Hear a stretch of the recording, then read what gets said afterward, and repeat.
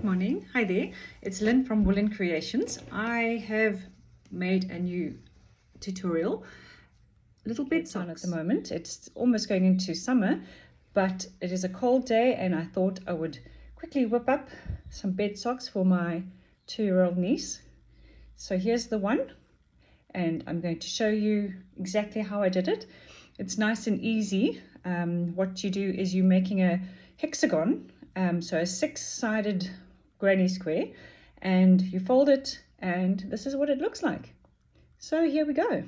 Okay, so to start, we're going to do a magic ring under, over and around. There's your little ring, and fasten it in place with a stitch, which can be our first little stitch. And so we're making pretty much a granny square, but it is going to have 6 sides, hence a hexagon. So we're going to do our first cluster, which comprises of 3 double crochets. There we go. There's our first 3. In between the clusters, we're going to do a chain and another cluster, which is your 3 double crochets. 1, 2. Remember, yarn over into the center, pull up a loop, pull through 2, pull through 2. There's our second group.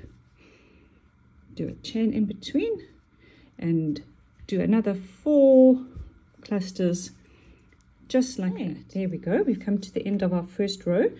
So we've got 5, should I say 6 granny clusters linked with a chain in between each one. And there we go. That's our first round. Second round, what you can do, you need to get to a gap, which is either behind you or 2 ahead of you. So you can either slip stitch into the next couple stitches to get to the gap, or I'll show you the next round what the other option is. There we go. Now you're in the chain 1 space, and we are going to do like we do in the first round of a normal granny square. We're going to make 2 clusters into each chain 1 space. So we've chained 3. We're going to make our second double crochet,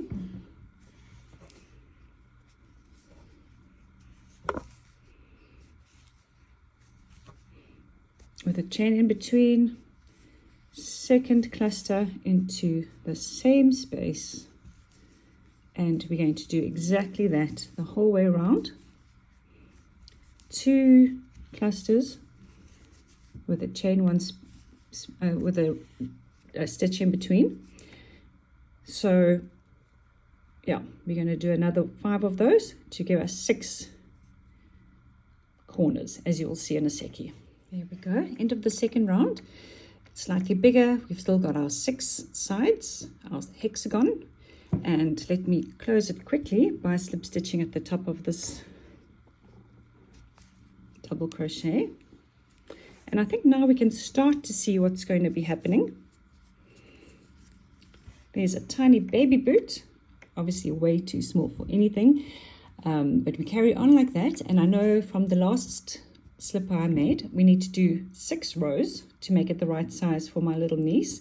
Her foot is 15 centimeters long, so yeah, we need to carry on until this hexagon gets quite a bit bigger. So this is round 2, and now you can see we've got, let me see how you can see it nice and clearly. We've got 6 corners, and in between each corner is 1 space. So you can see there's 1, 2 clusters there, and then a space, 1, 2. So there's 2 corners and then a flat side. In each flat side, we're going to do 1 granny cluster. And then once again, in each corner, we're going to do 2 granny clusters separated by chain 1. So where are we here? Let's start. As I mentioned, the other option, instead of slip stitching forward, you can turn your work and then you slip stitch one back to get into that chain one space. Okay, now we are on the flat side, so we're going to do just the one granny cluster into this side.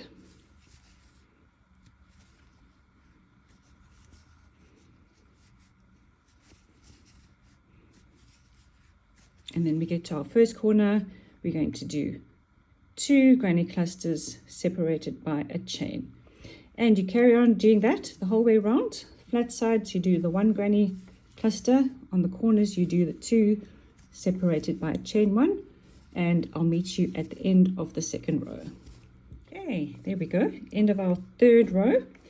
And our hexagon is getting slightly bigger. Halfway, although, yeah, another 3 rows to go. Obviously, these were the quickest 3 rows, but another 3 rows to go. And I just wanted to show you, as I mentioned, it's pretty cold here in Cape Town today, which is unusual. But I've got my little cat sleeping with me, and it's quite nice to have her purring and keeping me company like this on this cold day. Too sweet. Back to our fourth row.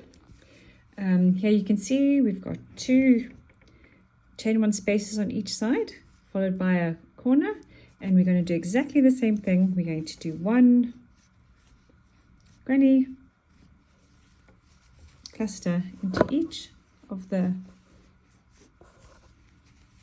chain 1 spaces on the sides, followed by 2 granny clusters separated by chain 1 on the corners. So we're going to carry on doing that for the next round, for round 4, and we'll let's see you at the end of this round.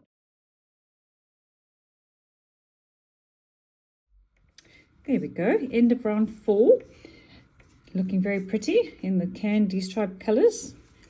Nice thick chunky yarn, so it's going to be very cozy and warm to wear. Okay, on each flat side we've now got 3 spaces and in between the corners, so we're going to carry on and do exactly the same. 1 granny cluster in each chain 1 space on the flat sides, then you'll get to your corners and you'll do your 2 clusters separated by a chain 1 space at the corners. See you at the end of row 5. Okay, end of the 5th row, and I know that I've only got 1 more to go, but how you can see how big you need to make your slipper is that you make it into the L shape, and then you measure the bottom of your foot from heel to toe.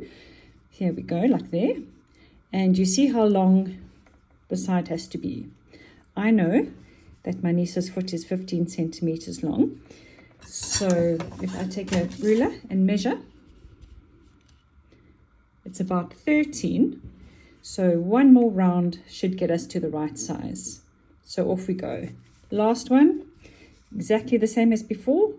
1 cluster in each of the chain 1 spaces on the flat side, followed by 2 on the corner. We've come to the end of the 6th round, and we have our hexagon the correct size to make the slipper for my little niece. Folded in corner to corner, and you can see this one side or both sides will be 15 centimeters. So what you're going to do now is you are going to either sew or single crochet or slip stitch 3 of the sides, 1, 2 and 3, leaving an opening for the little foot to go into. And let's okay. To sew together, make sure you're going to fold it so that the wrong side of your work is facing out, and then you're going to sew the 3 sides, crochet the 3 sides, whichever you find easier. Let's have a look here. So we need to do this side, and that side. So let's go.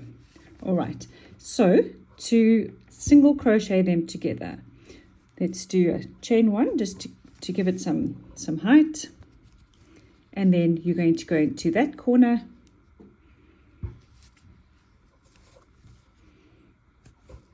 space and do a single crochet, and then a single crochet into each stitch on each side all the way to the end. So let's do that.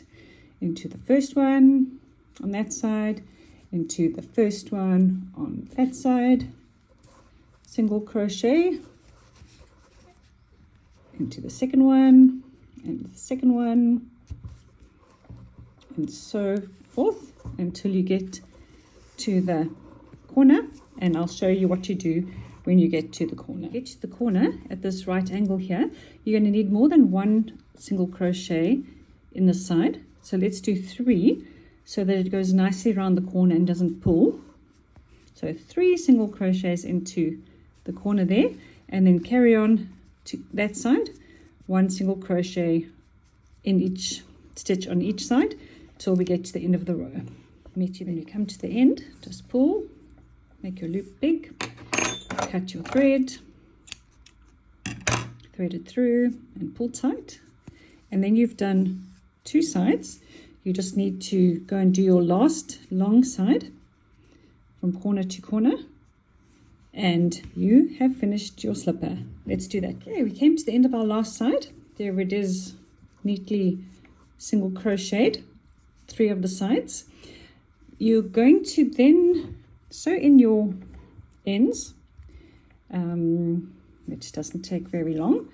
And remember how you do that. You just go into a few stitches, doesn't matter which ones or where, into a couple, and then reverse back. That should do the trick. Cut it off because that's nicely secured. Do your other 2, and then you're going to turn your little boot inside out, or should I say the right way around. I haven't done my last 2 ends, so you can see them flipping about here. There we go, turn it the right way around, and there's our other little slipper, bed sock, whatever you call it, little sock for her to put on her little foot in the morning when it's cold, or at night, instead of putting on some shoes or slippers. You can fold it over, and look how adorable that looks. There is the pair.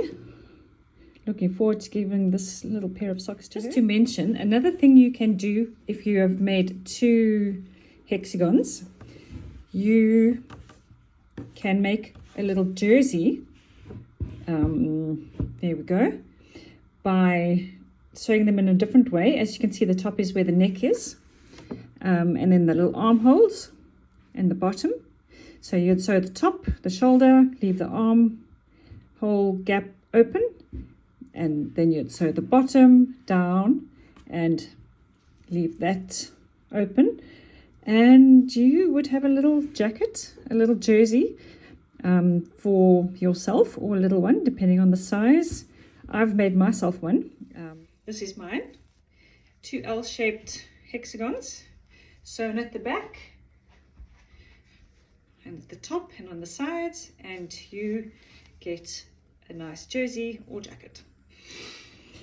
Thanks for watching. I really appreciate it. I hope this has been interesting. I would love it if you could like and subscribe. It would mean the world to me. Thank you so much, and I'll see you soon for another tutorial. All the best. Bye.